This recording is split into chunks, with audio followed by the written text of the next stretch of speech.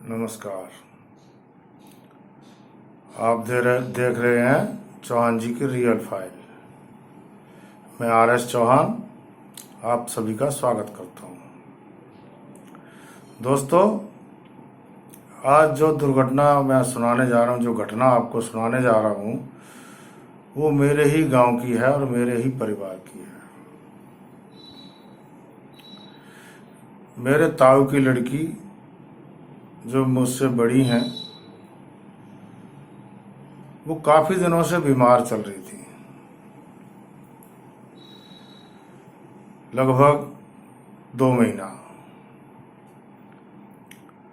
काफी उनका इलाज चल रहा था, लेकिन ठीक नहीं हो रही थी। दोस्तों, एक दिन शाम के करीब 6 बजे वो चल बसी। परिवार में रोना पीटना शुरू हो गया। हम भी दौड़े, हमने भी जाके देखा, सभी गांव वाले भी आ गए। परिवार वालों ने चारपाई से उतारा और नीचे दड़ी बिछाई और उस पर उनको लिटा दिया, क्योंकि रात का वक्त था।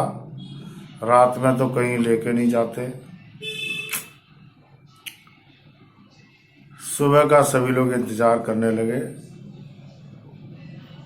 सिरहाने पानी का लोटा रख दिया, आग जला दी, अगरबत्तियां लगा दी, धूप बत्ती लगा दी और सभी बैठ गए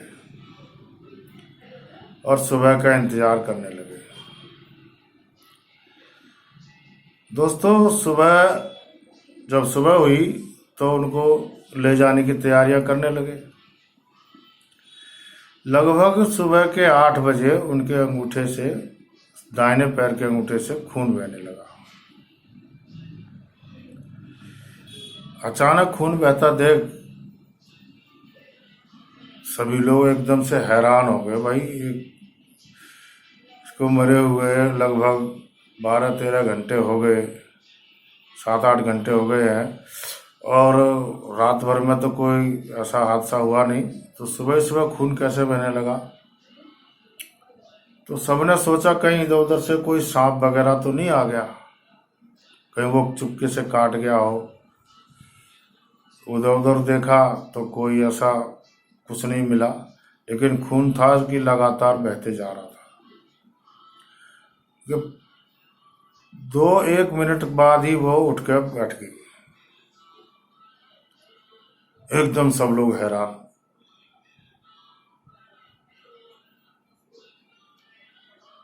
सबके मन में एकदम खुशियां सी आ गई कि भाई जिंदा हो गई, जिंदा हो गई। अब दोस्तों देखो, कोई आदमी मर गया है और उसके घर में फिर दोबारा से कोई जीवित हो जाए तो एक अलग ही खुशी होती है। तो मैंने पूछा, मैं छोटा सा तो था ही, मैंने कहा दीदी तू इतनी ज्यादा देर तक सो गई थी, सुबह फिर तेरे अंगूठे से खून बहने लग गया, क्या हुआ था? वो कहने लगी, भैया मैं सो गई थी तो मैं रात को सपना देख रही थी। मैंने कहा क्या सपना देख रही थी तू? कि भैया 2 आदमी आए थे, दोनों के हाथ में कोड़े लगे हुए थे और वो मुझे पकड़ के लेके जा रहे थे और भागे जा रहे थे, भागे जा रहे थे। और मैं कह रही थी मुझे पकड़ के क्यों ले जा रहे हो? मैं रो रही थी, चिल्ला रही थी, मगर वो नहीं छोड़ रहे थे। थोड़ी देर के बाद में एक नदी आई, उस नदी में ले जाकर उन्होंने मुझे फेंक दिया।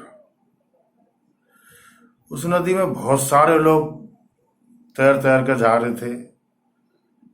अब मैं तो इतने दिनों से बीमार थी, शरीर में तो जान थी नहीं, मेरे से तैरना भी नहीं आता था।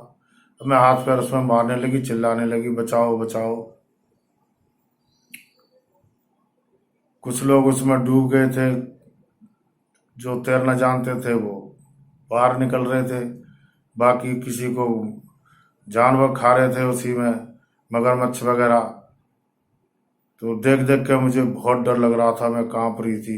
मगर किसी तरह मैं जल्दी जल्दी हाथ पैर मार रही थी, किसी तरीके से मैं बाहर निकल जाऊं। थोड़ी देर बाद मैं नदी से बाहर निकल गई। तो जब नदी से बाहर निकल के मैं आगे गई तो वहां एक राजा का दरबार लगा हुआ था। सिंहासन पर एक सफेद दाढ़ी वाला राजा बैठा हुआ था और उसकी बगल में उसका मंत्री बैठा हुआ था, जिसके हाथ में बहुत बड़ी किताब लगी हुई थी और एक कलम लगी हुई थी।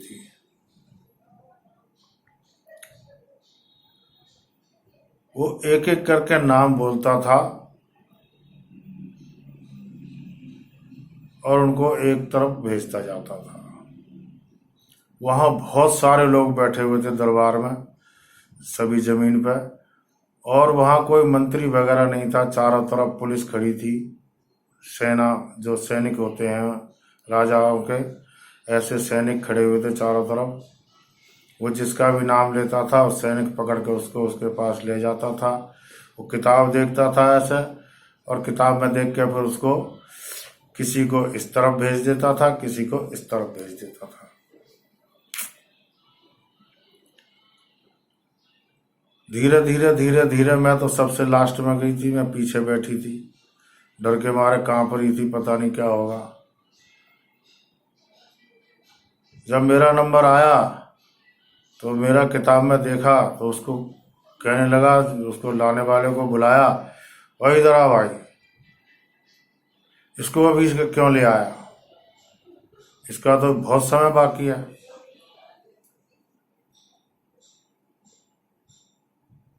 बोला महाराज आपने नाम बताया था, मैं उसको ले आया।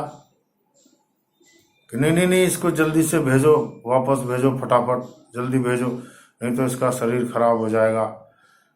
अब मैं देख रही मेरा शरीर तो मेरे पास है, मेरा शरीर कैसे खराब हो जाएगा। तो उसने मेरे पैर में सुआ चुभो दिया और मुझे ऊपर से धक्का मार दिया। जैसे धक्का मारा तो मैं आसमान से नीचे गिरने लगी।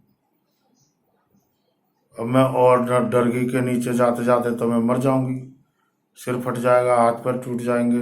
अब मैं ऐसे ऐसे ऐसे ऐसे हाथ पैर करती आ रही थी और नीचे गिरती जा रही थी। जब नीचे जमीन पे आई तो मेरी अभी आँख खुल गई, तो मेरे पैर से ये खून निकल रहा है। तो ये मैंने सपना देखा था भैया। इस बात को सुन के और सभी लोग एकदम अचंभित हो गए कि भाई ये तो एक चमत्कार ही है, ऐसा कैसे हो सकता है। लेकिन सबने विश्वास किया, क्योंकि अब वो अभी भी जीवित है और 3-4 बच्चों की माँ है, अब तो बूढ़ी हो चुकी हैं और अभी भी जीवित हैं। तो दोस्तों, ये मेरे परिवार की सच्ची घटना है। अगर आपके यहाँ भी कोई ऐसा सत्य घटना का कोई कहानी है तो आप मुझे भेज सकते हैं। मेरा ईमेल एड्रेस है chauhanr86@gmail.com।